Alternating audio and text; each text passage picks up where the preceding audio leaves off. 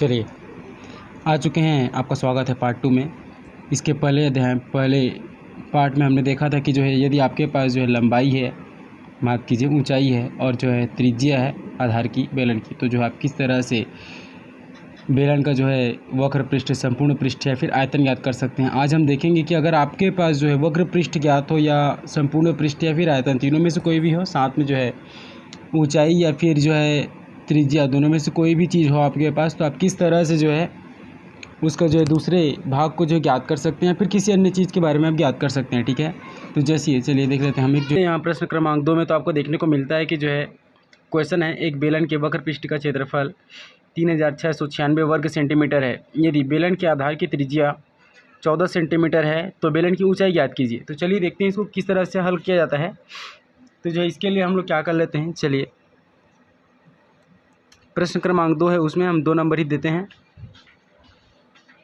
अब जो है हम हल करना शुरू करते हैं। तो सबसे पहले हम मान लेते हैं कि जो है माना बेलन के आधार की त्रिज्या है ना, आधार की त्रिज्या r व ऊंचाई जो है h है।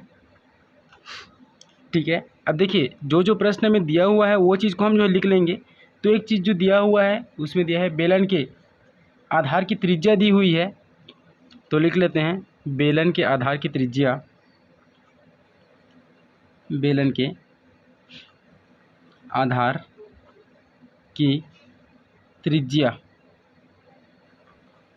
कितनी दी हुई है, यहाँ पे हमको दिया गया है क्या, 14 सेंटीमीटर। ठीक है, ये आपका जो है बेलन के आधार की त्रिज्या दी हुई है। इसके अलावा दिया हुआ है बेलन का वक्र पृष्ठ, चलिए उसको भी लिख लेते हैं। बेलन का दिया हुआ है वक्र पृष्ठ जो कि दिया हुआ है 3696 वर्ग सेंटीमीटर।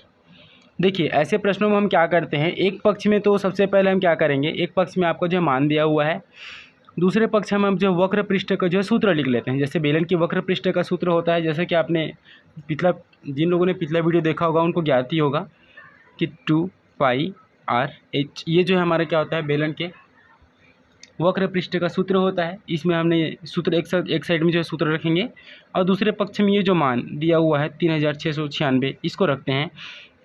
अब देखिए आपको करना क्या है, अब देखिए यहाँ से आपको जो एक तरफ फार्मूला है, दूसरी तरफ आपका जो मान है वो है। ठीक है, तो इस स्थिति में यहाँ से आगे हम ये करेंगे कि हमारे पास जिसका जो है मान हमको ज्ञात है उन मानों को हम जो है यहाँ पे रखते जाएंगे। जैसे देखिए यहाँ पे हम हल करना शुरू करते हैं। 2 हो गया, पाई का मान होता है आपका 22/7, इसको रख देते हैं गुणित r का मान यहाँ पे 14 है, तो हम यहाँ पे क्या करेंगे 14 रख देते हैं गुणित, हमें जो है ऊंचाई हमको पता नहीं है तो हम h ही लिखेंगे, बराबर 3696 लिख लेते हैं। ठीक है, चलिए अब हम आगे क्या करेंगे, यहाँ पे जो 7 है, देखिए 7 यहाँ पे कटेगा तो 7 एकम 7 और 7 दूने 14, यहाँ पे इस तरह से आ जाता है। इसको हम गुणा कर देते हैं। चलिए थोड़ा शॉर्टेड रखते हैं, इसको ऐसे ही रखते हैं अभी, ताकि जो हमें दूसरे पक्ष जाएँ तो जो है थोड़ा शॉर्टेड रख लेते हैं इसको। 2 दूने 4 लिख लेते हैं अभी के लिए, गुणित 22 गुणित h बराबर 3696 हो गया। ठीक है, अब देखिए यहाँ पे जो एज क्या मतलब 4 और 22 एज के साथ जो है गुणा कर रहे हैं, अर्थात ऊंचाई के साथ, तो उसको पक्षांतर कर देते हैं। दूसरे पक्ष में जाकर वो क्या करेंगे, भाग करेंगे निश्चित तौर पर। तो यहाँ से h बराबर क्या हो जाएगा 3696 बटा 4 गुणित आपका हो जाएगा 22। ठीक है, चलिए इसको कटाते हैं हम लोग, तो 4 से कटा देते हैं, 4 एक कम और 4 निया आपका 36 हो जाएगा। अब 9 के लिए भाग करेंगे तो 4 दूने 8, इसमें आपका 1 जो है शेषफल बचता है।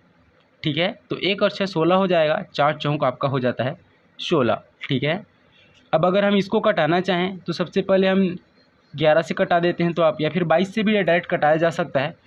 तो 22 से कम 22 हो जाएगा आपका, 22 चौक होता है आपका 88, और आपका देखिए यहाँ से फिर 4 शेषफल 4 बचेगा, शेषफल 4 और 4 44 हो गया, 22 दूने आपका हो जाएगा 44। कहने का मतलब है h बराबर हमें यहाँ पर प्राप्त हो जाएगा 42 सेंटीमीटर, जो कि हमारा उत्तर होगा आगे चल के। ठीक है। तो इस तरह से आप क्या कर सकते हैं, बड़ी ही आसानी से जो है आप क्या कर सकते हैं, अगर आपको जो है त्रिज्या पता है, एक जो है मुख्य मान दिया हुआ है, तो आप इस तरह से कोई भी जो है वैल्यू क्या कर सकते हैं, जो जो हमको ज्ञात नहीं है वो हम ज्ञात कर सकते हैं।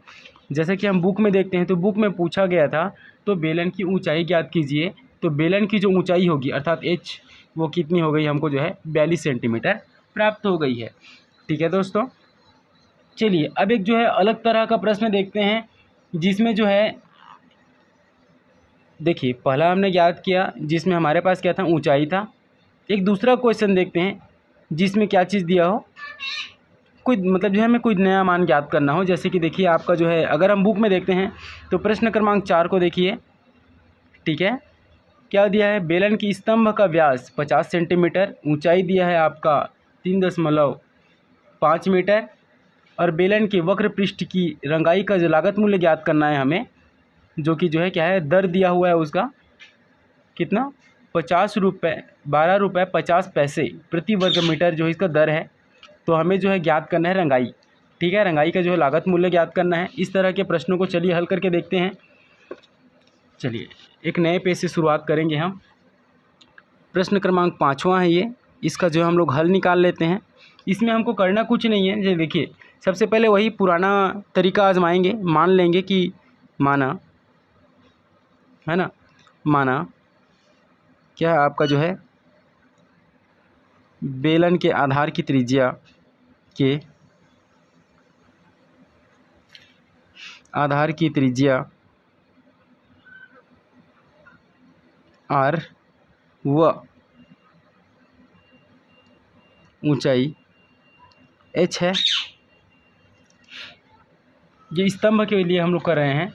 आप यहाँ पे चाहें तो आधार स्तंभ के बोल सकते हैं। ठीक है, हम चाहें तो यहाँ पे लिख सकते हैं, बेलन की जगह पे स्तंभ शब्द का भी प्रयोग कर सकते हैं। स्तंभ हमारा जो है बेलनाकार है, इस वजह से तो हम यहाँ पे जो है लिख मान लिया। मानने के बाद जो जो चीज़ें दिया हुआ है, क्वेश्चन में दिया गया है, उन चीज़ों को हम ले लेते हैं। तो क्या क्या चीज़ दी हुई है, अगर हम देखें तो हमें जो यहाँ पे प्रश्न में अगर हम देखें, दो चीज़ें दी हुई है। एक जो है दिया हुआ स्तंभ का व्यास, स्तंभ का व्यास अर्थात डी, जिसे हम लोग डायमीटर भी बोलते हैं, इसका मान दिया हुआ है कितना, आपका दिया हुआ है 50 सेंटीमीटर। ठीक है, तो हम इसका जो है त्रिज्या निकाल लेते हैं। तब त्रिज्या r बराबर क्या हो जाएगा आपका जो है, r बराबर आपका हो जाएगा 50/2 बराबर। इसको हम कर देते हैं तो आपका आ जाता है 25 सेंटीमीटर। चलिए हम इसको जो है मीटर के रूप में ही लिख लेते हैं। तो अगर हम इसको जो है बदलते हैं मीटर के रूप में, तो आपका जो है 25/100, क्योंकि आपको पता होगा 100 सेंटीमीटर बराबर 1 मीटर होता है, इसीलिए हम इसको 100 से भाग कर देंगे। तो यहाँ से आपका हम जो इसे दशमलव के रूप में नहीं लिख कर जो है बटे के रूप में ही लिखेंगे। 1/4 कटा देते हैं, 1/4 मीटर आपका जो है त्रिज्या हो जाता है। साथ में आपका जो है प्रश्न में दिया हुआ है, इसकी ऊंचाई दी हुई है। देखिए जैसे प्रश्न में दिया हुआ है, ऊंचाई दिया हुआ है कितना, 3.5 मीटर। तो इसे हम लिख लेते हैं, तथा स्तंभ की ऊंचाई जो कि h बराबर हमको दी हुई है, h बराबर हमें दिया गया है 3.5 मीटर। इसे हम लोग लिख लेते हैं 35/10। इसको आगे कटा देंगे तो क्या आ जाएगा आपका, यहाँ पे h बराबर जो है आ जाएगा, इसको 5 से कटा देते हैं तो आपका 5 दूने और 5 सत्ते, अर्थात जो है 7/2 मीटर। देखिए दोस्तों, इसको हम लोग बटे के रूप में इसलिए लिख रहे हैं ताकि जो हमें जो हल करने में आगे क्या हो, आसानी हो।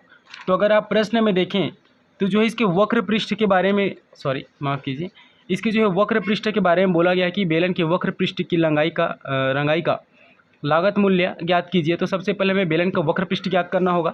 चलिए इसके लिए हम क्या करेंगे, प्रश्नानुसार करके जो है शुरू करते हैं अपना काम। प्रश्नानुसार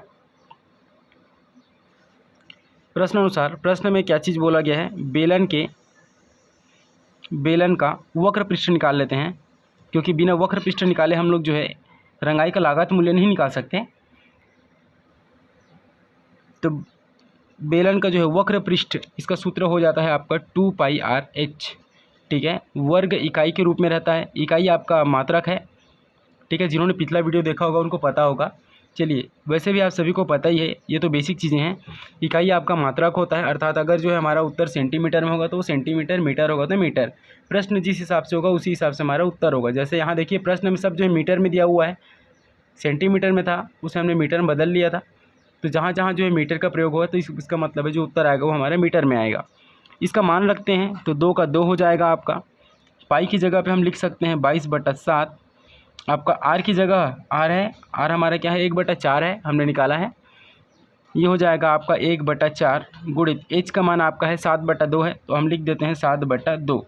अब जो जो हमसे कटेगा उसे हम कटा देंगे। तो सबसे पहले देखिए यहाँ पे 7 कट गया, 7 एकम से 2 को कटा देते हैं 2 से, और यहाँ पे आपका बचता है 4, इसे भी हम कटा देंगे 4 से ही। चलिए कटा देते हैं, देखते हैं कितना आता है।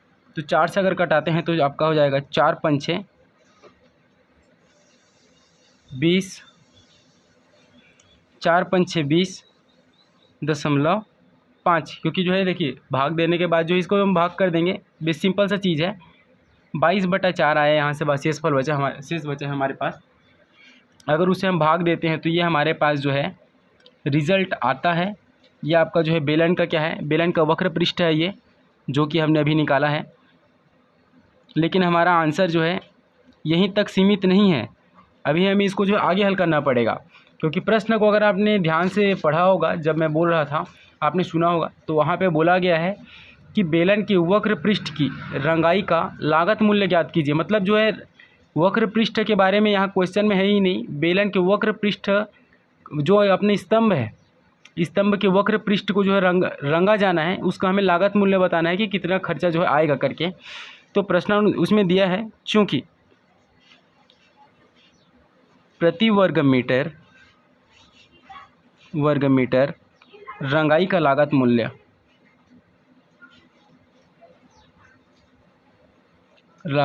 मूल्य यहाँ पे आपका दिया हुआ है 12.50 चलिए 12.50 रुपये कह सकते हैं इस हम लोग। तो जो है इसलिए कितना है 5.5 वर्ग मीटर रंगाई का लागत मूल्य बराबर आपका हो जाएगा,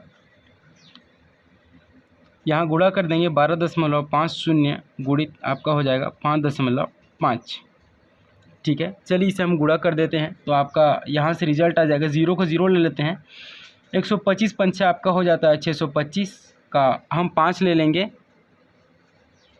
125 पंचे 625 आपका फिर से आ जाएगा।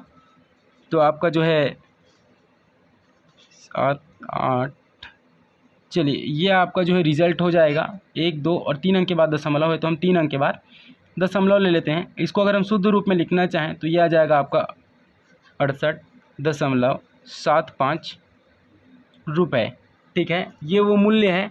तो यहाँ पे आप लिख सकते हैं कि अतः क्या है, स्तंभ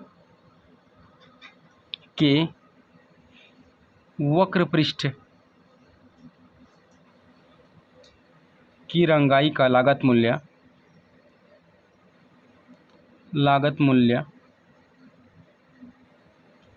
कितना होगा आपका जो है 68.75 रुपये होगा करके।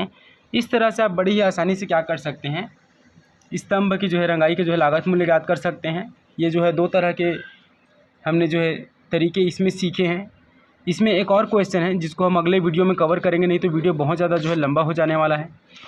इधर जो कुछ क्वेश्चन है, जैसे एक चीज़ को पिघला के दूसरा चीज़ बनाया गया, इसको हम अगले वीडियो में देखेंगे। तो चलिए दोस्तों, मिलते हैं अगले वीडियो में। धन्यवाद। अगर आपको जो है वीडियो अच्छी लगती है या फिर जो है आपके लिए थोड़ा सा भी हेल्पफुल होता है पढ़ाई में, तो मेक श्योर कि आप जो कमेंट कीजिए जो भी टॉपिक पे आपको जो है वीडियोस चाहिए, और जो साथ ही साथ जो है सब्सक्राइब करने की कोशिश कीजिए। धन्यवाद।